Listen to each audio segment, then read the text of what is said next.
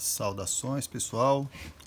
Bem-vindos a mais uma aula de matemática, a qual hoje irei comentar sobre dois assuntos: o volume e equações, que é um assunto que, nessa altura do campeonato, quem acompanha as aulas já deve estar craque, deduzo eu, tá? Bom, aqui temos um exercício que está pedindo para calcular o volume de um cubo de lado 3 centímetros, certo?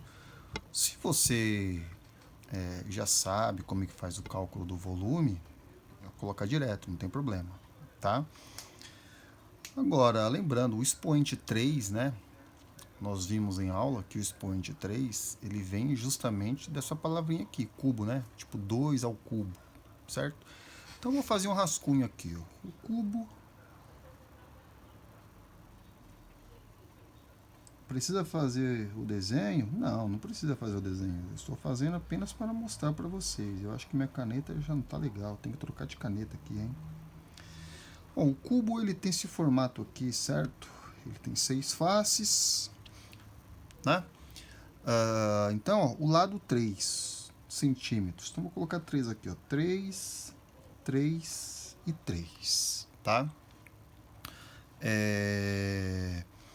Para fazer o cálculo do volume, eu multiplico o comprimento vezes largura vezes altura. Ou seja, o volume eu faço 3 vezes 3 vezes 3, tá? 3 vezes 3, 9. 9 vezes 3, 27. A unidade de medida, centímetros. E o cubo, eu sempre devo colocar o expoente. Então, a nossa resposta é essa. Agora, quando formos fazer o cálculo do volume do cubo, na verdade eu posso pensar assim, ó, volume igual A elevado a 3. Por que A elevado a 3? Esse A é a aresta. Vimos isto em aula também, ó. Isso aqui é a aresta do cubo, certo? Então, a medida das arestas é igual.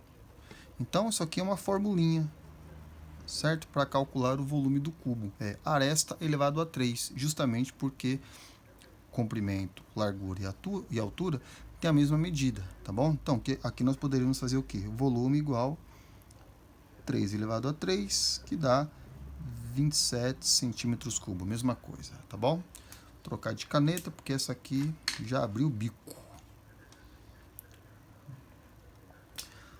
Agora aqui no outro exercício.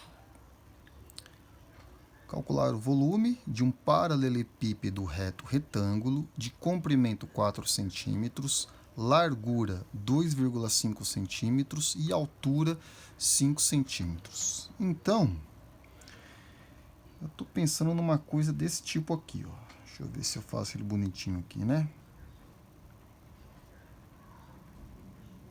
É a mesma linha de raciocínio do cubo. O paralelepípedo reto retângulo, ele tem esse formato aqui, tá? Então, aqui nós temos um ângulo reto, né? Nos 4 vértices aqui nós temos o ângulo reto, ou seja, o ângulo de 90 graus. Então, o comprimento 4, largura, que é aqui 2,5 e altura 5. Bom, claro que está totalmente desproporcional, né? O meu 4 está maior do que o 5, mas isso não importa. O que importa é você entender que é comprimento, largura e altura. Aqui eu fiz 3 vezes 3 vezes 3, ou seja, comprimento vezes largura vezes altura. E aí eu disse que você pode fazer 3 elevado a 3, justamente porque as medidas são iguais. Agora, aqui no paralelepípedo, as medidas não são iguais, então não tem essa fórmula, certo? Aqui vou ter que fazer o seguinte, volume é igual 4, né, comprimento, vezes largura, que é 2,5, vezes altura, que é 5. Então, vou fazer 4 vezes 2,5 vezes 5. Então, aqui, ó, fazendo 4 vezes 2,5, eu vou ter 10, certo? 10 vezes 5, 50 centímetros cúbicos. Né? Centímetros cúbicos, porque é a unidade de medida, beleza? Bom, e aí agora um pouquinho aqui mais abaixo, nós temos duas equações para resolvermos.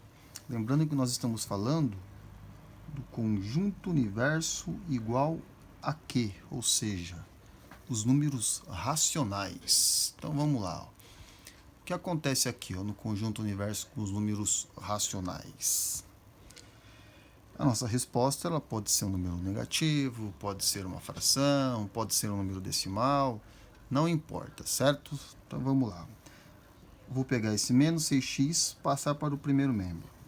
Então fico com menos 3x, operação inversa ele fica positivo, mais 6x igual, e aí eu pego 12, troco de membro, operação inversa ele fica negativo. Termos semelhantes, menos 3x mais 6x. Se eu pensar só na parte numérica aqui, né, ó, menos 3 mais 6 dá 3 e conservo x, igual a menos 12. X igual menos 12, o 3 multiplicando, troca de membro, operação inversa, dividindo. Portanto, x é igual a menos 12 dividido por 3, menos 4. Conjunto verdade ou conjunto solução, tanto faz. Menos 4, certo? Aqui é a mesma linha de raciocínio. Vou pegar tudo que é x e passar para o primeiro membro.